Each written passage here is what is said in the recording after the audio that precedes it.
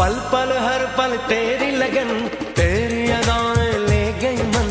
गोरे गोरे हाथों पे मेहंदी का रंग, उस पे ये शर्माने का ढंग, उस पे ये शर्माने का ढंग।